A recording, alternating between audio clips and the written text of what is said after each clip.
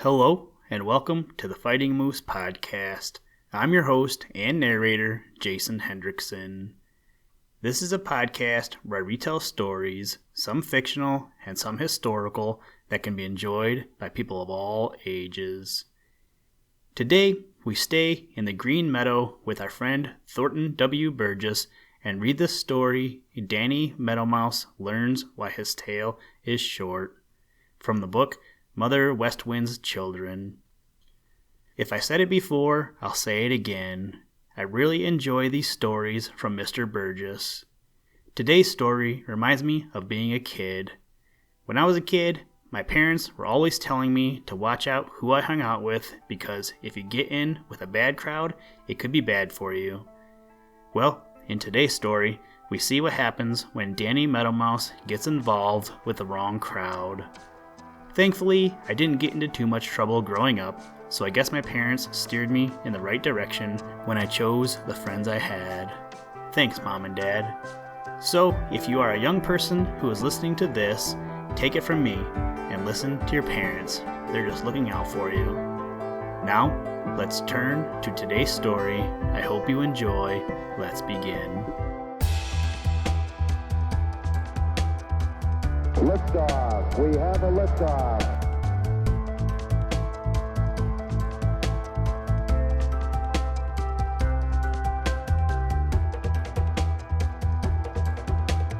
We choose to go to the moon in this decade and do the other things, not because they are easy, but because they are hard.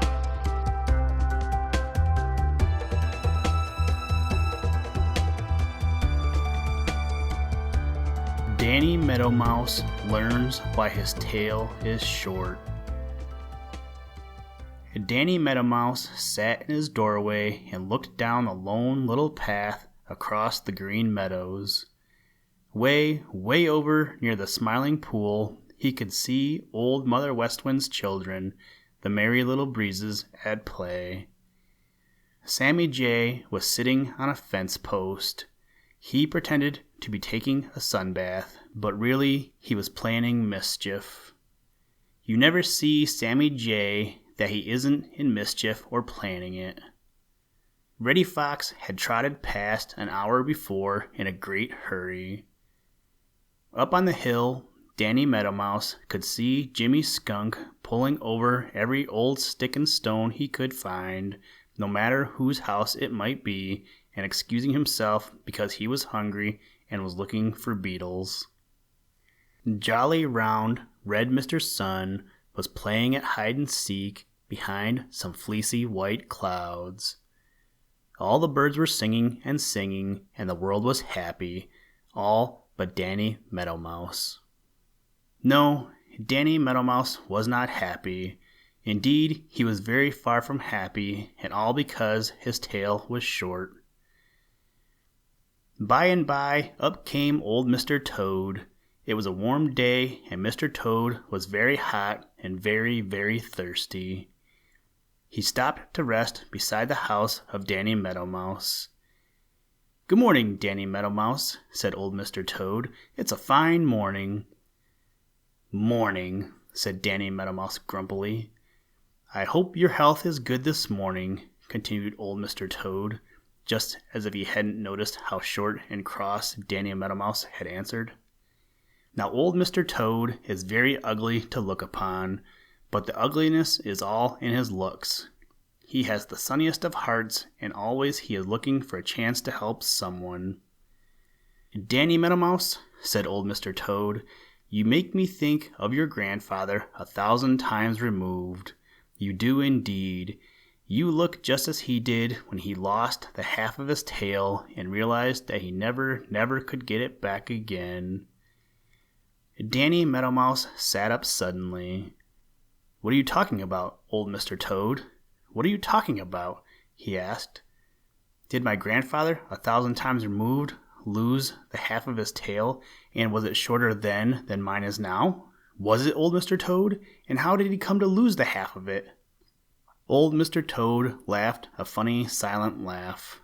"It's a long story," said old Mr. Toad, "and I'm afraid I can't tell it. Go down to the Smiling Pool and ask Great-Grandfather Frog, who is my first cousin, how it happened that your grandfather, 1,000 times removed, lost the half of his tail. But before you go, catch 3 fat, foolish green flies and take them with you as a present to Grandfather Frog. Danny Meadow Mouse could hardly wait for old Mr. Toad to stop speaking. In fact, he was in such a hurry that he almost forgot his manners. Not quite, however, for he shouted, "Thank you, Mr. Toad, thank you," over his shoulder as he rushed off down the lone little path. You see, his short tail had always been a matter of mortification to Danny Meadow Mouse. All his cousins in the mouse family and the rat family have long, smooth, tapering tails, and they have always been a source of envy to Danny Meadow Mouse. He had felt his queer, short tail to be a sort of disgrace, so when he would meet one of his cousins dancing down the lone little path with his long, slim, tapering tail behind him, Danny Meadow Mouse would slip out of sight under the long grass. He was so ashamed of his own little tail. It looked so mean and small. He had wondered and wondered if the meadow mice had always had short tails. He used to ask everyone who came his way if they had ever seen a meadow mouse with a long tail, but he never found anyone who had. Perhaps, thought Danny Meadow Mouse as he hurried down the lone little path, perhaps Grandfather Frog, who is very wise, will know why my tail is short. So he hurried this way and he hurried that way over the green meadows in search of fat, foolish green flies. And when he had caught 3, he caught 1 more for good measure. Then he started for the Smiling Pool as fast as his short legs would take him. When finally he reached the edge of the Smiling Pool, he was quite out of breath. There sat Great-Grandfather Frog on his big green lily pad. He was blinking his great goggle eyes at jolly round red Mr. Sun. "Oh, Grandfather Frog," said Danny Meadow Mouse in a very small voice, for you know he was quite out of breath with running. "Oh, Grandfather Frog, I've brought you 4 fat, foolish green flies." Grandfather Frog put a hand behind an ear and listened. "Did I hear someone say foolish green flies?" asked Grandfather Frog.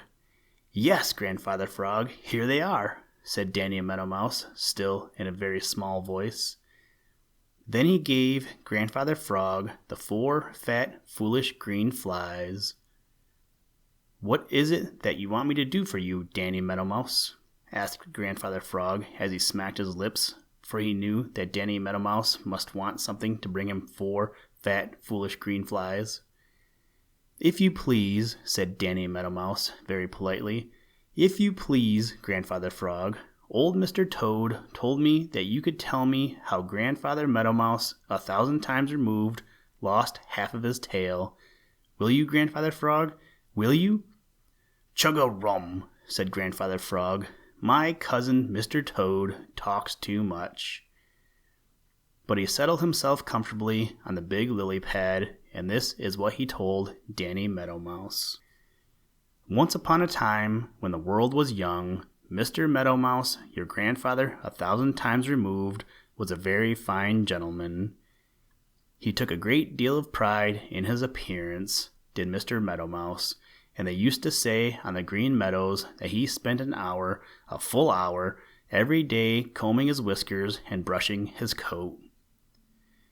Anyway, he was very fine to look upon, was Mr. Meadow Mouse, and not the least attractive thing about him was his beautiful, long, slim tail, of which he was very proud. Now about this time there was a great deal of trouble on the Green Meadows and in the Green Forest, for someone was stealing, yes, stealing. Mr. Rabbit complained first. To be sure, Mr. Rabbit was lazy, and his cabbage patch had grown little more than weeds while he had been minding other folks' affairs rather than his own. But, then, that was no reason why he should lose half of the little which he did raise. And that is just what he said had happened. No one really believed what Mr. Rabbit said, for he had such a bad name for telling things which were not so, that when he did tell the truth, no one could be quite sure of it. So no one paid much heed to what Mr. Rabbit said, until Happy Jack Squirrel one day went to his snug little hollow in the big chestnut tree where he stores his nuts and discovered half had been stolen. Then Striped Chipmunk lost the greater part of his winter store of corn. A fat trout was stolen from Billy Mink. It was a terrible time, for everyone suspected everyone else, and no one on the Green Meadows was happy. One evening, Mr. Meadow Mouse went for a stroll along the crooked little path up the hill. It was dark, very dark indeed, but just as he passed Striped Chipmunk's granary, the place where he stores his supply of corn and acorns for the winter, Mr. Meadow Mouse met his cousin, Mr. Wharf Rat. Now Mr. Wharf Rat was very big and strong, and Mr. Meadow Mouse had for a long time looked up to and admired him. "Good evening, Cousin Meadow Mouse," said Mr. Wharf Rat, swinging a bag down from his shoulder. "Will you do a favor for me?" Now Mr. Meadow Mouse felt very much flattered, and he was a very obliging fellow anyway. He promptly said he would. "All right," said Mr. Wharf Rat. "I'm going to get you to tote this bag down the crooked little path to the hollow chestnut tree. I've got an errand back on top of the hill." So Mr. Meadow Mouse picked up the bag, which was very heavy, and swung it over his shoulder. Then he started down the crooked little path. Halfway down he met Striped Chipmunk. "Good evening, Mr. Meadow Mouse," said Striped Chipmunk. "What are you toting in the bag across your shoulder?" Now, of course, Mr. Meadow Mouse didn't know what was in the bag, and he didn't like to admit that he was working for another, for he was very proud, was Mr. Meadow Mouse. So he said, "Just a planting of potatoes I begged from Jimmy Skunk. Just a planting of potatoes, Striped Chipmunk." Now, no one had ever suspected Mr. Meadow Mouse of stealing. No, indeed. Striped Chipmunk would have gone his way and thought no more about it had it not happened that there was a hole in the bag and from it something dropped at his feet. Striped Chipmunk picked it up, and it wasn't a potato. It was a fat acorn. Striped Chipmunk said nothing but slipped it into his pocket. "Good night," said Mr. Meadow Mouse, once more shouldering the bag. "Good night," said Striped Chipmunk. No sooner had Mr. Meadow Mouse disappeared in the darkness down the crooked little path than Striped Chipmunk hurried to his granary. Someone had been there and stolen all his acorns.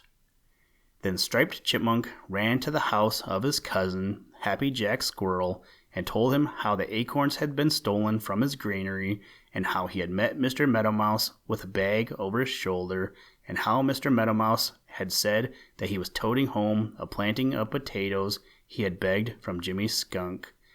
"And this," said Striped Chipmunk, holding out the fat acorn, "is what fell out of the bag." Then Striped Chipmunk and Happy Jack Squirrel hurried over to Jimmy Skunk's house, and, just as they expected, they found that Mr. Meadow Mouse had not begged a planting of potatoes of Jimmy Skunk. So Striped Chipmunk and Happy Jack Squirrel and Jimmy Skunk hurried over to Mr. Rabbit's and told him all about Mr. Meadow Mouse and the bag of potatoes that dropped acorns. Mr. Rabbit looked very grave indeed. Then Striped Chipmunk and Happy Jack Squirrel and Jimmy Skunk and Mr. Rabbit started to tell Mr. Coon, who was cousin to Old King Bear. On the way, they met Hooty the Owl, and because he could fly softly and quickly, they sent Hooty the Owl to tell all the meadow people who were awake to come to the hollow chestnut tree. So Hooty the Owl flew away to tell all the little meadow people who were awake to meet at the hollow chestnut tree. When they reached the hollow chestnut tree, whom should they find there but Mr. Meadow Mouse, fast asleep beside the bag he had brought for Mr. Wharf Rat, who had wisely stayed away. Very softly, Striped Chipmunk stole up and opened the bag. Out fell his store of fat acorns. Then they waked Mr. Meadow Mouse and marched him off to Old Mother Nature, where they charged him with being a thief. Old Mother Nature listened to all they had to say. She saw the bag of acorns, and she heard how Mr. Meadow Mouse had said that he had a planting of potatoes. Then she asked him if he had stolen the acorns. Yes, sir, she asked him right out if he had stolen the acorns. Of course, Mr. Meadow Mouse said that he had not stolen the acorns.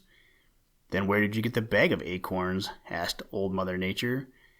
When she asked this, Mr. Wharf Rat, who was sitting in the crowd of meadow people, got up and softly tiptoed away when he thought no one was looking. But Old Mother Nature saw him. You can't fool Old Mother Nature. No, sir, you can't fool Old Mother Nature, and it's of no use to try. Mr. Meadow Mouse didn't know what to say. He knew not that Mr. Wharf Rat must be the thief, but Mr. Wharf Rat was his cousin, and he had always looked up to him as a very fine gentleman. He couldn't tell the world that Mr. Wharf Rat was a thief, so Mr. Meadow Mouse said nothing. 3 times Old Mother Nature asked Mr. Meadow Mouse where he got the bag of acorns, and each time Mr. Meadow Mouse said nothing. Mr. Meadow Mouse, said Old Mother Nature, and her voice was very stern, I know that you did not steal the acorns of Striped Chipmunk. I know that you did not even guess that there were stolen acorns in that bag. Everyone else thinks that you are the thief who caused so much trouble on the Green Meadows and in the Green Forest. But I know who the real thief is, and he is stealing away as fast as he can go down the Lone Little Path this very minute.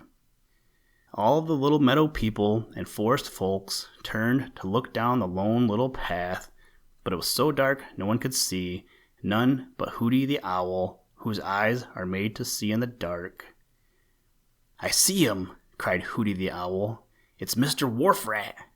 Yes, said Old Mother Nature, it's Mr. Wharf Rat. He is the thief, and this shall be his punishment. Always hereafter he will be driven out wherever he is found. He shall no longer live in the Green Meadows or the Green Forest. Everyone will turn their backs upon him.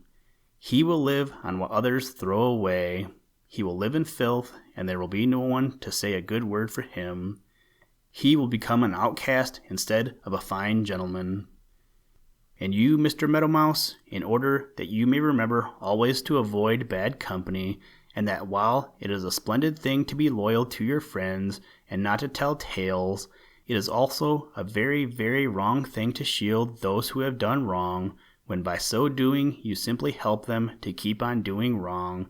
You shall no longer have the splendid long tail of which you are so proud, but it shall be short and stubby.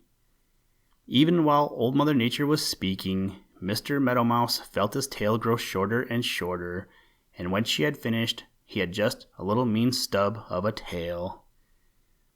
Of course, he felt terribly, and while Striped Chipmunk hurried to tell him how sorry he felt, and while all the other little meadow people also hurried to tell him how sorry they felt, he could not be comforted. So he slipped away as quickly as he could, and because he was so ashamed, he crept along underneath the long grass that no one should see his short tail. And ever since that long ago time when the world was young, concluded Grandfather Frog, the meadow mice have had short tails and have always scurried along under cover of the long grass where no one will see them. And the wharf rats have never again lived in the Green Meadows or in the Green Forest, but have lived on filth and garbage around the homes of men, with every man's hand against them. Thank you, Grandfather Frog, said Danny Meadow Mouse very soberly. Now I understand why my tail is short, and I shall not forget. But it isn't your fault at all, Danny Meadow Mouse, cried the Merry Little Breezes, who had been listening, and we love you just as much as if your tail was long. Then they played tag with him all the way up the Lone Little Path to his house, till Danny Meadow Mouse quite forgot that he had wished that his tail was long.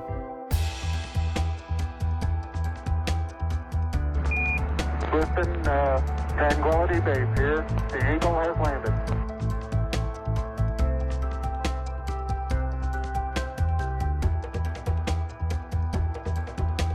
That's one small step for man, one giant leap for mankind.